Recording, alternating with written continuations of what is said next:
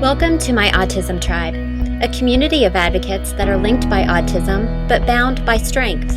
This is a time to find our sounding board and shoulders that help us carry life's load without the fear of criticism. We give and receive, we nurture and empower. I'm your host, Susan Scott. If you mention autism to most people, they'll think about children, but it's a lifelong diagnosis. Children with autism grow up to be adults with autism. We're all aware of the challenges of raising a child with autism, but what we don't always think about is what happens when our child reaches adulthood. The added challenges, the concerns that come with it, from job opportunities to housing. There are just so many aspects to think about. Today's guest is autism mom Malinda Dalton-Cook. Her beautiful daughter, Paige, is 17 years old, nonverbal, with additional concerns of epilepsy and severe food allergies. She's going to share with us the fear and questions that her family are discussing now. Malinda, thank you so much for joining us today. I'm so excited. You're going to be the first one that we talk to about this topic, kind of what happens when our child with autism grows up. And I know that you guys are having a personal experience with that right now. And could you share with us a little bit about your gorgeous daughter, Paige, and some of the conversations that you guys are having right now? Sure. Thank you so much, Susan, for having me on today. Such a pleasure. Yes. Let's see. Paige, well, my daughter, she's on the autism spectrum. She's 17. She also has verbal apraxia. She has severe food allergies, and she has epilepsy. So we kind of have a little bit of everything. And now that she turned 17, we're kind of like, what do we do now? Sure. To take you back, she got diagnosed at 17 months old. We kind of knew something happened, and then 24 months, but we were just chatting prior, and we were talking about your son's 5, and It goes by so fast. It does. It really does. By so fast. Yeah. And before you know it, you know, I'm looking at Paige and looking back at pictures, and I'm like, where is that baby? Where is that small child? And I thought we had, we've been sailing along for years, with therapies and schools and meetings and everything like that. And then all of a sudden she turned 15 and we had a meeting at school. We had our annual IEP meeting. And I was blindsided by having her do transition goals. Right. So if no one knows what transition goals are, they are a goal that you prepare, the team prepares, so that you can work on her transitioning either, out of school into the community or continuing school. In California, we live in California, and you have till you're 22. So you can stay in school until you're 22. Okay. So you kind of have to, decide. So I was blindsided by that. They're like, okay, we need to make some transition goals. And I said, oh my gosh, I had no idea. Yeah. No one told me ahead of time. I had all my draft goals. I was prepared. And then it was just like, boom, here you go. We need to think of things. And I said, well, I need to get back to you, on these things. So that, it was just like a pre-transition meeting. Following year, 16, same idea. So in that time, my husband and I started talking about what we are going to do for Paige. And there's a lot of, California is a great state to live in. We have so many resources here. Yes. I was just talking to a group last night, and we all agreed that this is the best state to live in because there's so many opportunities for, children on the spectrum or with any developmental disability. And so many resources. There's so many things, and there's so many, you can get a lot. And it's going to even, in the next 3 years, it's going to be a lot more. That's so great. It's so cool. They're putting out a pilot program that is a self-determination pilot program. So parents are going to be able to customize it for their child. Oh, wow. So when your child turns 23, you can customize it.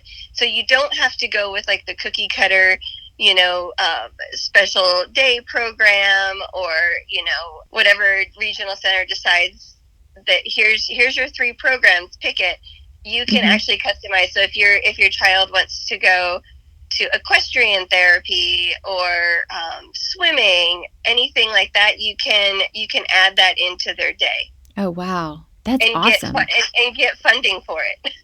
That's incredible. That's unheard of, really, especially the funding part. Yeah, and the budget is determined by the need of the adult, basically the adult. So, and you can do some pre things for it when they're a little bit younger, so that you can have, like, if they need support when they go, to the gym or wherever, or to work, anything like that, and it's fully funded by the regional center, and you can customize it. So that's rolling out in about 3 years. And so what age does that go up to? Is it indefinite?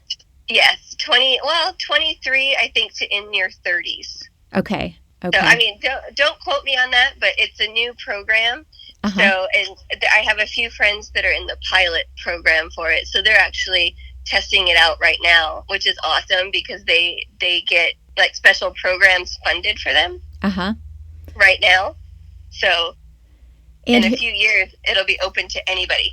And is that being established at the state level, or is this okay?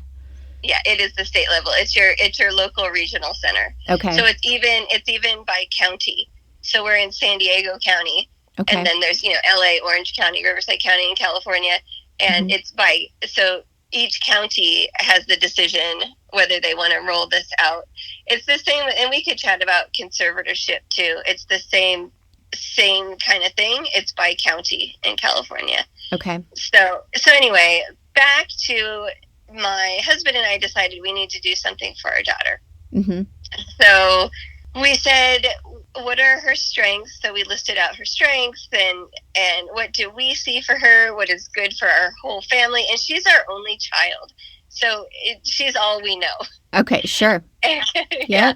And so we decided that we recently did a special needs trust, which it's a long story, but everyone, I believe, that has a child with a disability should definitely get a special needs trust to protect them. Yes. From any other things in the future, and have people oversee their finances. Right. And also all their, housing and medical and things like that. But so we finally did the special needs trust, and I was so taken back by our appointment. Oh, wow. And it was so hard for us because we had to determine, one, who would take care of Paige when we're no longer here. Right. And that's such a hard thing to do right now, because you just have to try to think about the future. Yeah. And we can change it, but it was so, to me, it was like a heart-wrenching type of situation. Yeah. Because you have to decide, like, who do I trust to take care of my daughter the way that I would want her to live? And let's face it, we really don't believe that anybody else could take care of them the way that we could, Right. We know everything about them. Yeah. We know everything that they do, what they love, what they don't like. Their triggers. Exactly. And it just would take somebody, moving in with me. And then also, we don't have a big family. So it would be, my brother's children who are young. They're not even teenagers yet. Right. We have no idea, and you guys could live long and healthy lives and live until you're 100 years old. And, but even then, it's like that with the special needs trust, I always think about, okay, let's say I live a really long and healthy life, but maybe I am at an age where I can't properly take care of him, right. In my 80s, and I still have 20 more years to live. Then what happens? And I have 2 younger sisters, and I'm thinking, well, they would be wonderful, both of them, to take care of Alex and his father. We have cousins and stuff, but like you said, they're young. Right, they're young, and my biggest fear is,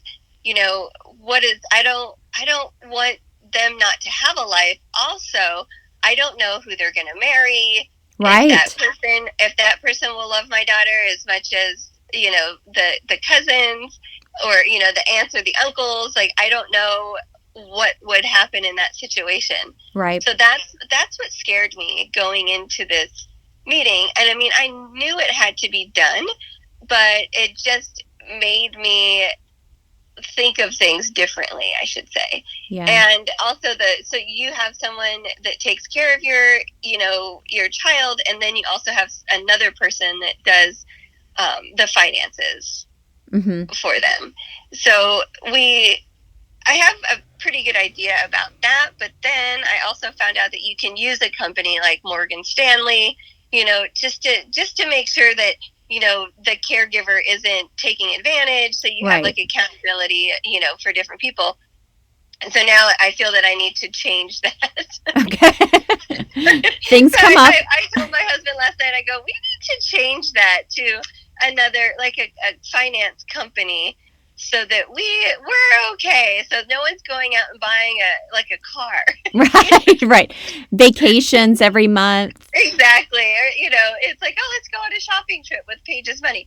So after that, I mean, we have our retirement funds and life insurance and things like that, but we still need something to sustain Paige's life. Sure. So what we decided was we are going to buy a small property and have it be sustainable, like a farm type community.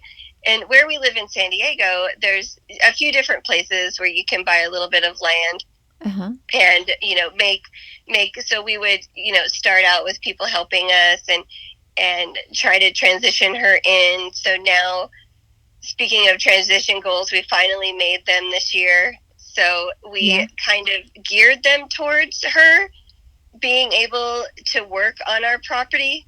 Oh, wow. And make a product, whether it be that she's actually physically making the product or packing the product. Sure. Or, or doing social media or whatever the case may be. We are doing pre-goals now for that at school. So we kind of wanted to tie everything together. So I would say to people I would say as young as, 14, maybe 14 or 15 years old, start thinking about, your child. Are they diploma bound? Are they, are they going to go to school until they're 22? But the thing that I just learned is you can be diploma bound and you can prolong it until they're 22, and they could still get that diploma at 22 years of age. Because they still might be great at academics, but they still need that social piece or the life skills piece, to be able to go in, into college or, into society and get a job, that kind of thing. So you can talk to your team and prolong that, that IEP out until they're, you know what I mean? Like until they're older, so they can still get their diploma. But they'll just prolong it a little bit, which I think is great. I think typical children should do that. Absolutely. And we're all on a different time frame. I think that there should be something now, because you're just throwing these kids out at 18 into the world, and they might not know how to budget. Oh my gosh. So, I remember when someone asked me, after high school graduation, what major are you going to declare in college? Oh, yes. And I have no idea. I mean, I claimed pre-med. I was pre-med, and I'm not a doctor today. It's things change. Yeah. It's so totally difficult. Yeah. Yeah. Same here. It's like, they told me you have to put something. Okay. Liberal arts. Yeah. Sounds fun. Sounds fun. Yeah, let's do that. Yeah. So we decided that we needed to do something for her. So that's what we're doing now. So we've been looking at properties, and of course in California, it's so expensive. Astronomical. Yeah. To buy anything. It's crazy. And so we're looking at our budget, and we're looking at a time frame, and we have time. We're looking at about 3 to 5 years, maybe a little bit sooner, of buying a property and getting everything in place.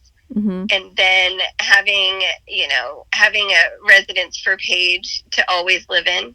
Yeah. Because, we want her to have, a home, and we want to be able to buy it now so that it'll be paid for by the time that she's older, so she doesn't have that burden. Sure. Absolutely. That's a smart move. I have a family member whose daughter is on the spectrum, and they recently just purchased, it's like a duplex. And so they're currently renting it out, both sides of the duplex, but with the intention, with a thought, maybe this is where their daughter can live. Right, that's great. So I think it's something I hadn't thought about ever before until I had a son that was on the spectrum. Yeah. So that's we were discussing that as well, and we went back and forth, and I mean, it might still happen where, you can buy a small community like that, like a duplex, or you can buy, like, they have old resorts for sale or retirement homes that are for sale, that we could make our own community. And have and rent them out to society in general, but then have a couple of spots for our children. Sure. And then slowly, so it's like inclusive to everyone. Yeah. And then we would, everybody would look out for one another. So that's kind of like what we're talking about now in the community that I'm in. Mm-hmm. Is doing that for each other and having like a friendability. So it's like we're we might not know each other personally, but we'll always look out for one another's children's best interest. Wow, that's awesome. So it's like that's another story, but I started another group, and we're chatting, and I said, we do need to come together and, get to know one another's children and get to know one another, even if it's not really personal. But if we're no longer here, we need somebody that knows what we would want for our child. Yes. And that they could speak for them, and that they are knowledgeable about, the disability and the person. Right. It's just another point of accountability. Yes, exactly. So if we all work together, I don't want anybody to be alone. There's always someone out there that can help. Yeah. And that's what I meet so many new parents. And, we call it in the weeds, when you're just starting out and everything is so overwhelming. I called it drowning. That's a good word, too. That is. And you just, like, you're trying, that's very good, because you're trying to swim to the top, and you can see the sun. Yeah. And then you get pushed back down again. Sure, yeah. And then you swim and swim and swim. And it's like, that cartoon character, just keep swimming, and we try, and then we get knocked back down. But I meet so many new parents that they're so overwhelmed, and I say, just do the best that you can. Yes. It'll be okay, because people put it in your mind, hurry, you need to hurry up and do this therapy and early intervention. While that's all good, you still have to have a life for your family. Yes.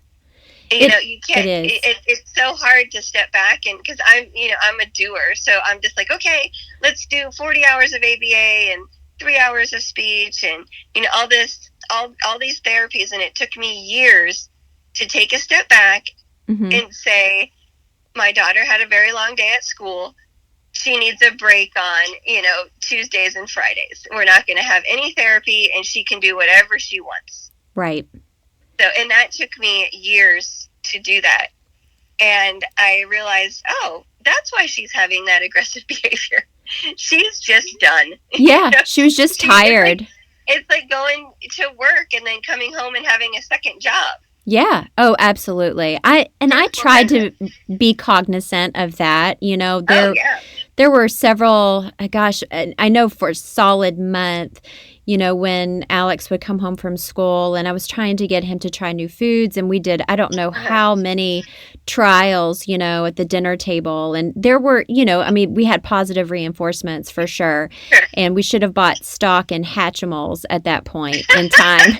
But over the course of that month, he did obtain, like 5 new foods. And that's great. But at the end of that month, I'm like, okay, bub, it's, we don't have to do this for a little while. Right. We're done. We have the Hatchimals. We've got 5 new foods. All right. Right. That's awesome. Check it off. So now, since one of my other concerns too, and you mentioned, Paige is an only child. So, and Alex is too. And that's weighed on me pretty heavily.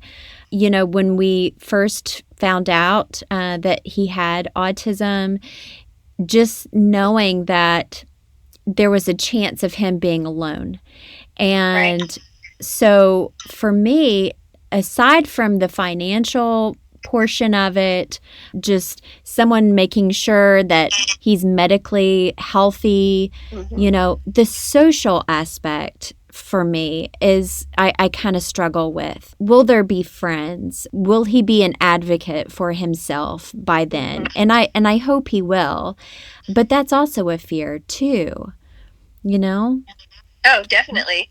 It is, and I've struggled with that over the years. And you try to do play groups with people and have them meet people at school so that they'll have friends and things like that. Mm-hmm. But it is hard, and Paige can't advocate for herself, so that's why she needs us to do it for her. Right. But I understand what you're saying. But if I was to go back, I would actually, because your child can attend the IEP meeting. They are the team. They are the person that Right. the team is learning about. So I know a lot of parents that have their children go to the IEP meetings. Now, I never thought Paige would be up for doing that, or actually know what was going on. So right now, since she was, I don't know, probably 2nd or 3rd grade, I would have the IEP meeting. I would read the whole entire IEP to her. Okay. And just see if she said anything, or if she, I don't know, if just to say, like, here are your goals that we're going to work on for the next year. Here are your benchmarks, because no one else is going to read it to her. They're just going to do the goals.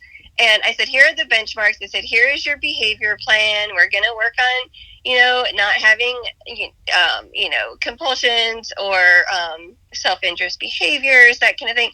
But I've always been the person that I will not talk about Paige negatively if she's in the room. Right. Or I won't talk about anything because she understands. Yes. Yeah. So I will not say anything, to anybody.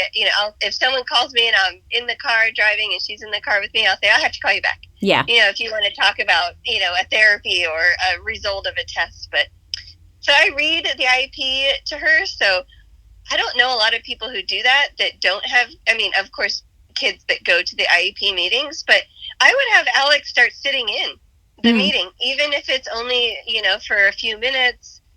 Sure. And because he can have a say on what he wants to do for the year, and I think that's part of the advocacy, it is starting early. And I think we talked about this a little bit before, but I made the decision, really early on to include Alex into the advocate role. And I wanted him to see me being an advocate for him. Right. And, we had an autism safety day at the fire department a couple of weeks ago, and he was there at the table with me passing out information.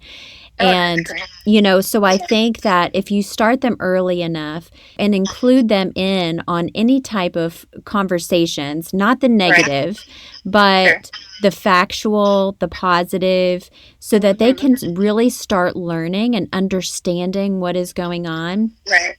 And he's 5, and you're right. They will start really understanding at a young age. They know what people are saying. They know. Yeah, they do. They totally know. And I love that you do that, because I've always included Paige in things that I've done. And I, even if, anybody who's listening that has a child that is nonverbal or minimally verbal, they still, they understand. And why not be a part? Like you passed out flyers at a fire station. They can do that. They can pass out flyers to people, and it's great to, not only to advocate for yourself or for others, but just to be in the community and, having a skill that you can build on by, meeting people, and that might reach a goal, of saying hi to somebody. Exactly. Exactly. So I think that's wonderful that you're doing that at such an early age too. That's awesome. Yeah. And I think it's important to not ever whisper the word autism, or, try to cover your mouth when you're talking to someone. And that, again, that's just my opinion. That's my point of view. Right. I think it starts at an early age and it continues on, so that when they are older, they may not be able to verbally be an advocate for themselves, but maybe they may be a little bit more aware of how people are interacting with them and why they're interacting with them, and that there are people that are fighting for them. Right. I so appreciate. I could talk to you all day. I think you're one of my soul sisters. I do. Oh, I know. We just when I spoke with you last week, I hung up and I'm like, wow, Susan is amazing. I was thinking the same thing. You just kind of click with people, and I think we click a lot with our community because we're all in the weeds, as you said. But yeah, they're just certain people that they're just the personalities you really mesh with, and I'm proud to call you a friend, and thank you. You too. Thank you, and you're definitely part of my tribe.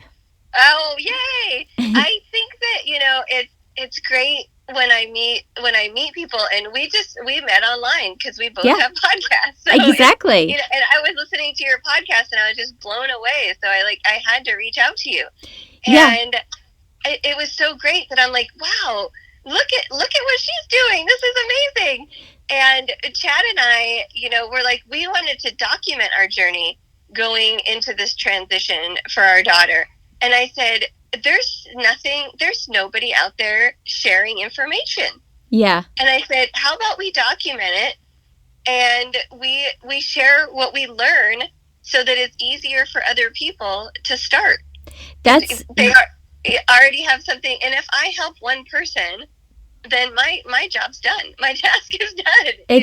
That's so true, and I'm so glad you pointed that out. I want to mention that you have a podcast as well, and why don't you share with people a little bit about? Sure.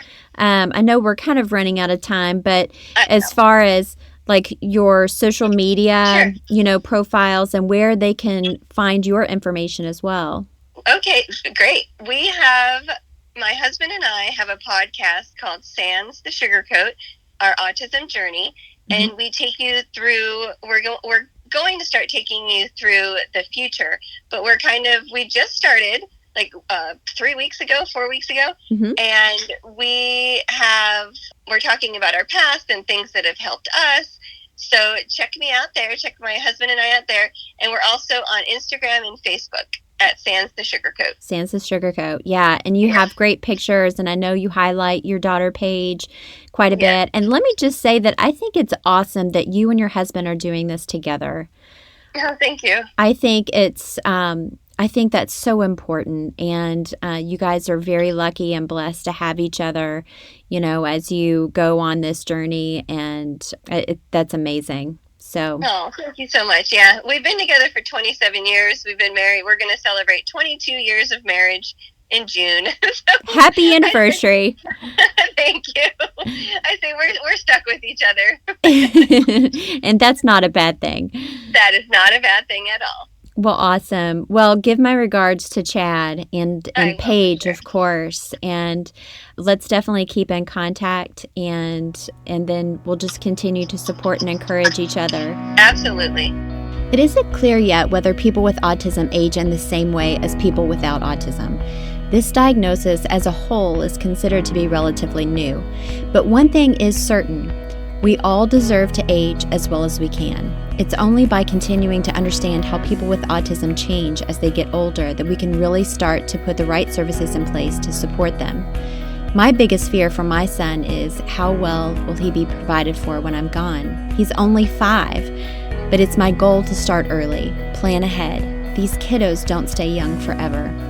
Thanks for joining me today, and thank you so much for being a part of my Autism Tribe. I'll see you next week.